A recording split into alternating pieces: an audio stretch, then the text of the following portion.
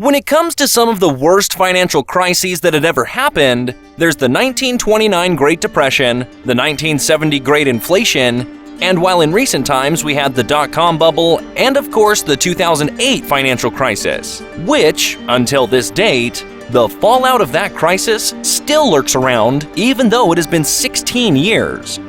Just like the other crises that had happened before, the 2008 financial crisis bears the name the housing bubble crisis. During that time, the S&P 500 had plunged more than 56% in just 16 months, wiping out 13 years worth of gains. Things didn't look so good either for the Dow Jones and Nasdaq, with a loss of 53% and 55% respectively. The global financial crisis of 2008 was the most serious financial crisis since the Great Depression that happened in 1929. Predatory lending while targeting low-income homebuyers, excessive risk-taking by global financial institutions, and the bursting of the United States housing bubble had created the perfect storm for a catastrophic financial disaster. 2008 was a tumultuous year for the economy. The housing market collapse created one financial crisis after another. Lehman Brothers is going bankrupt. Called the worst financial crisis in modern times.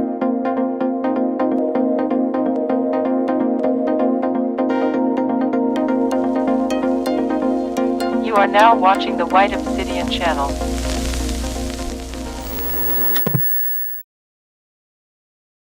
The preconditions for the financial crisis were complex and multi-casual.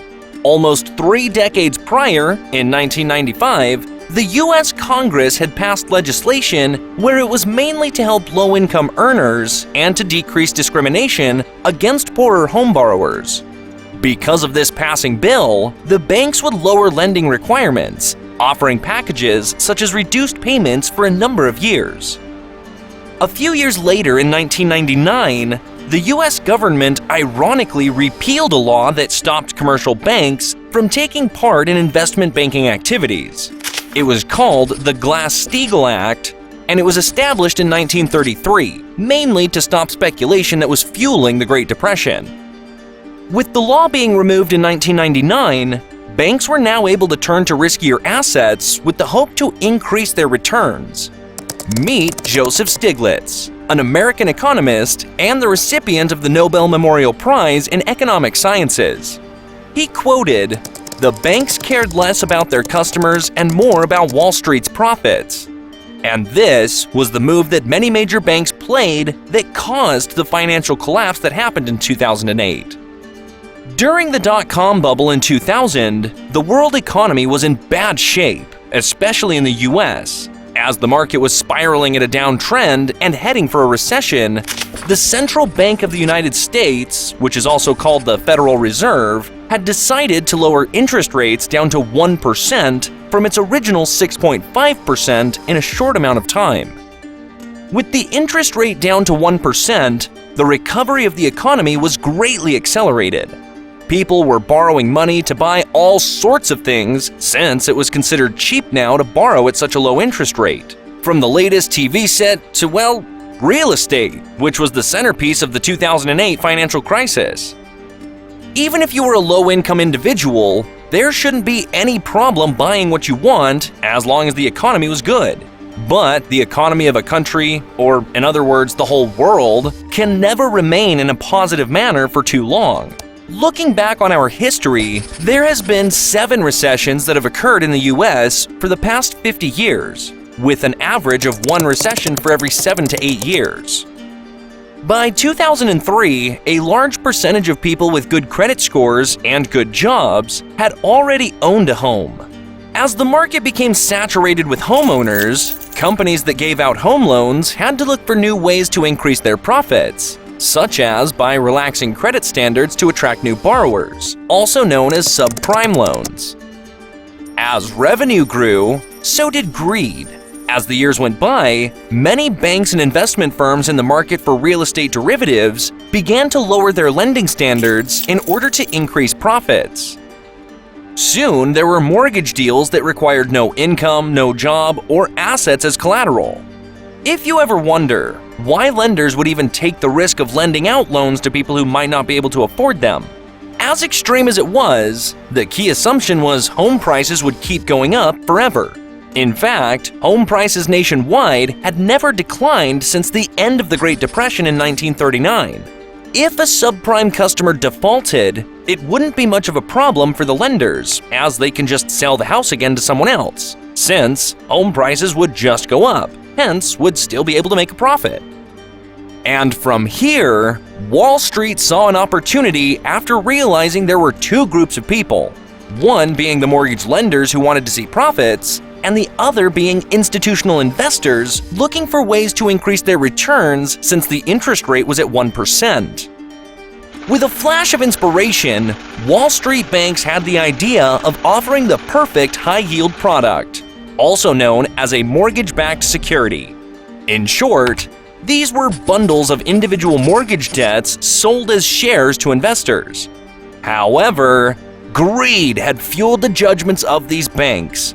Some banks would use the CDO, or collateralized debt, and combine them with mortgage-backed security. A CDO, or collateralized debt obligation, is a complex, structured finance product that is backed by a pool of loans and other assets. These underlying assets serve as collateral if the loan goes into default. Though risky and not for all investors, CDOs are a viable tool for shifting risk and freeing up capital. Since assets were used as collateral, the risk was somehow diversified among stocks, cars, real estate derivatives, etc. But there was a fatal flaw, as subprime home loans were also in the mix of those asset classes, and, as mentioned before, they were loaned to people who had no job or any other form of income. It is now clear that the whole thing was extremely risky, and all those risks were passed on to investors who purchased these debts. The whole system was a time bomb just waiting for the right moment, and the banks were not aware of it.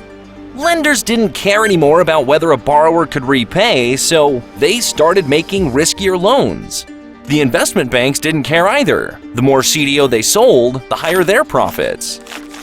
As the financial assets involved became more and more complex and harder to value, they turned to credit rating agencies for clarity. But, as it turned out, those agencies were not professional and did not follow proper risk rating procedures. At this Senate hearing, former credit rating industry executives said that competitive pressures, financial awards, and poor internal controls led analysts to give high ratings to risky investments. Members of the Senate Governmental Affairs Subcommittee are investigating the causes of the 2008 financial crisis. They would then end up rating these debts with the highest possible rating, indicating that these mentioned assets were safe, while they make billions of dollars in doing so if a bank came by and asked for a rating assessment. To keep the money flowing into these agencies, these false ratings persisted for some time and contributed to the disaster, spreading America's problems globally. From 2000 to 2007, the subprime mortgage debt portion in the asset pool increased from 5 to 36%, and without the bankers realizing. And how could they not notice the ticking time bomb when they themselves were making tens of millions in bonuses? Insanity and greed were on full swing when they introduced another new financial instrument, the mortgage credit default swap that acts as an insurance against failed mortgage debt products, aka leverage upon leverage. From pool of loans of many people that had actual value made into shares that were backed by different asset classes, including the 36% of subprime mortgage loans, while being sold to many institutions and adding another layer of fabricated insurance product, was the perfect formula for a financial disaster. From 2004 to 2007, these investment banks each significantly increased their financial leverage after the SEC had bizarrely relaxed the liquidity requirements of 5 big banks: Goldman Sachs, Merrill Lynch, Lehman Brothers, Bear Stearns, and Morgan Stanley. This amplified gains, but also greatly increased losses, making these banks very vulnerable to financial shocks. In 2007, they reported $4.1 trillion in debt, which was roughly 30% of the US GDP. And there's only one thing left to set this entire field ablaze. A fire so destructive that literally ended the world's economy. In 2004, as the US economy started to pick up steam after the dot-com bubble that ended in 2002, the central banks had also started to increase the interest rate, and this would set off a chain reaction event.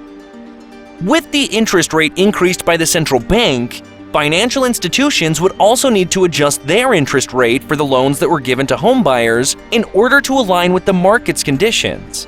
But when you combine rising rates with low-income subprime customers, it was a disaster.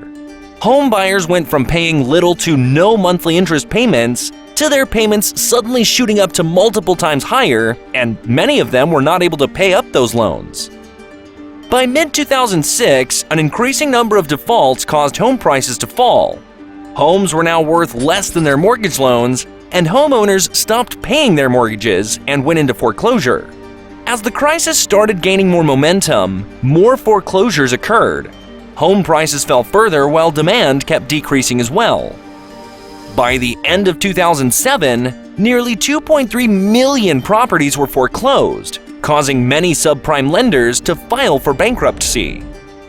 Fear filled the market, and investors went selling whatever they can at all costs, causing further devaluation of the market.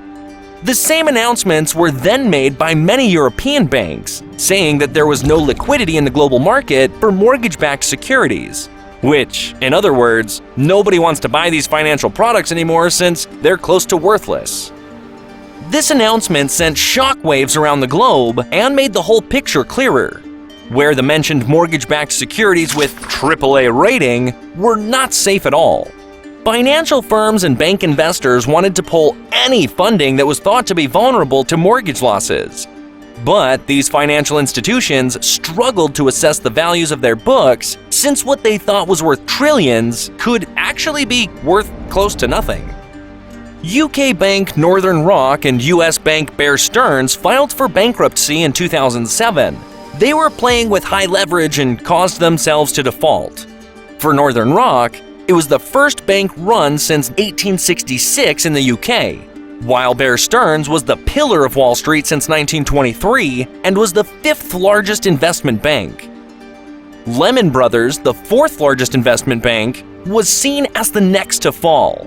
The bank was heavily exposed to subprime mortgages, and its leverage was so high that a 5% decline in real estate value would completely wipe out all of its capital. By June, Lehman Brothers announced a $2.6 billion loss, and their stock prices fell by 73%. The bank then collapsed. On 16 September 2008, the fall of Lehman Brothers marked the largest U.S. bankruptcy of all time. The government decided not to bail out Lehman, which marked the bank's last breath. The big banks were all scared and had stopped lending to each other, causing the entire financial system to freeze. Companies couldn't fulfill orders, pay for their staff, or keep their businesses running. We came so close to a total cardiac arrest, not just of the American economy, but the entire world's. Knowing something had to be done, the infamous bailout began on September 16, 2008. The U.S. Federal Reserve stepped in and gave the banks $700 billion to purchase toxic assets and bank shares in an effort to stop them from falling any further. This resulted in the biggest banks becoming even larger after buying up all the other failing banks. The use of hundreds of billions of dollars of taxpayers' money to bail out these banks that started this chaos sparked complete outrage. And it was the beginning of a mass distrust in the institutions of government. The Federal Reserve had cut interest rates in the hope of restoring the market, while the central bank purchased $2.5 trillion of government debt from the banks, making it the largest monetary policy action in the history of the world at that time. By 2009, the stock market had fallen by 50% from its 2007 high, and pension funds were completely wiped out. The immediate result was the Occupy Wall Street movement that happened on September of 2011, and the invention of Bitcoin, a controversial currency that aims to replace the US dollar as the world's reserve currency and aims to change the corrupted financial system for the better.